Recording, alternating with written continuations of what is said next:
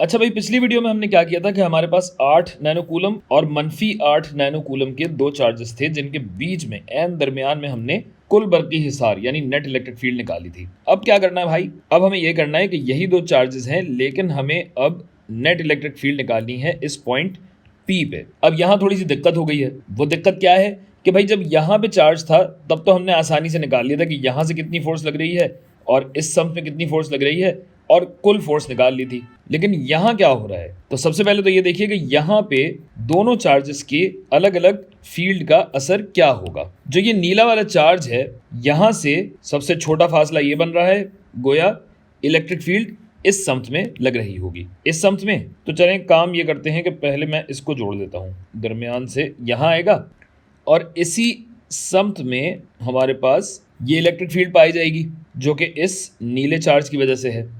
और चूंकि ये मुस्बत चार्ज है तो एरो की समत बाहर की जानिब है। और इसी तरह अगर इस पीले चार्ज की बात करूं मैं, तो पीले चार्ज की ये समत बन रही है और इस समत में ये पीला चार्ज ये फील्ड बना रहा होगा। अच्छा, ये नज़र नहीं आ रहा तो मैं इसको मिटा देता हूँ, और इसको मैं क्यों मिटा रहा हूँ ये भी आपको थोड़ी देर में अभी समझ में आएगा। ये हटा और ये पीली लाइन बनेगी ना भाई, ठीक है। और इसका एरो इस समत में होगा क्योंकि ये एक मनफी चार्ज है। अच्छा, तो अब याद कीजिए, और मैंने वीडियो के शुरू में भी यही कहा कि जब यहाँ हम फील्ड निकाल रहे थे तो हम कुल कुव्वत या नेट फोर्स यहाँ निकाल रहे थे, तो हमें यहाँ भी दरअसल नेट फोर्स निकालनी पड़ेगी जो कि इस ई और इस पीले वाले ई की वजह से है। और ये चूंकि एंगल पे हैं दोनों, लिहाजा हम इन दोनों को कर देंगे रिजॉल्व, यानी अज्जा में तकसीम करेंगे।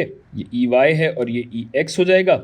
इसी तरह ये हमारे पीले वाले ई का हॉरिजॉन्टल और ये वर्टिकल कंपोनेंट ये हो गए। अब हमारी खुशकिस्मती ये है कि ये दोनों चार्जेस बराबर हजम रखते हैं, जिसका मतलब ये है कि ये ई और ये ई दोनों बराबर होंगे, ठीक है भाई। और इसका मतलब ये भी है कि इन दोनों के कंपोनेंट्स बराबर ही होंगे, यानी ये ई वाई और ये ई वाई बराबर होंगे, जबकि ये वाला ई वाई मनफी होगा क्योंकि ये मनफी समत में है और ये दोनों मुस्बत समत में हैं। तो अब जब आप बात करें ई वाई की, तो ई वाई क्या हो रहा है भाई, ई वाई हो जाएगा plus e y minus e y, दोनों चूंकि बराबर हैं तो ये कट कटा के ई वाई हो जाएगा हमारा 0। जबकि ई एक्स की अगर बात की जाए तो ई एक्स में हमारे पास मुस्बत ई एक्स है नीला वाला, और पीला वाला ई एक्स भी मुस्बत ही है। गोया अगर हम ये कंपोनेंट निकाल लें, बल्कि सिर्फ एक कंपोनेंट भी निकाल लें, दूसरा वाला तो बराबर ही है, और इन दोनों को जमा कर दें तो हमारे पास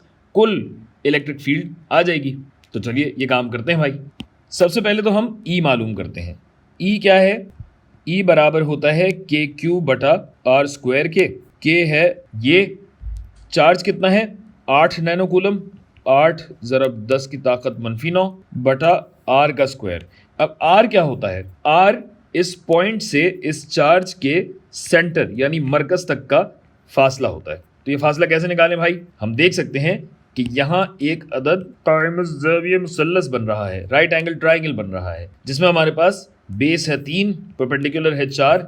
गोया ये जब हमें निकालना है, जिसको मैं आर कह देता हूँ यहाँ, तो ये आर किसके बराबर हो जाएगा भाई, पाइथागोरस थ्योरम अगर हम इस्तेमाल करें, अब आप बड़े हो चुके हैं और आप जानते हैं कि अगर हमारे पास एक साइड 3 है और एक साइड 4 है तो हमारी हाइपोटेन्यूज निकलेगी 5। गोया ये आर हुआ 5, यानी ये 5 का मुरब्बा हो जाएगा। ये दोनों कट गए, 9 8 72 बटा 25, यानी ई जो कि इस पीले वाले ई के भी बराबर है, ये हमारा बनता है 2.88 न्यूटन फी कूलम, ठीक है भाई। अच्छा, और फिर क्या चाहिए होगा हमें, हमें चाहिए होगा ये एंगल, और ये एंगल इस एंगल के बराबर है, जिसका अगर tan लिया जाए तो ये किसके बराबर होगा भाई, मुकाबिल बटा मुत्तसिल साइड। तो थीटा हुआ tan इनवर्स 4/3, ये बनता है 53.1 डिग्री। तो अब अगर ई एक्स की मैं बात करूं तो ये ई एक्स क्या है भाई, इस ई का कॉस कंपोनेंट है। गोया ई एक्स हो जाएगा ई कॉस थीटा के बराबर, यानी 2.88 जरब कॉस ऑफ 53.1, तो ई एक्स बना 1.73 न्यूटन फी कूलम। और चूंकि ये पीला और नीला चार्ज बराबर हैं तो ये भी हो जाएगा 1.73 न्यूटन पर कूलम।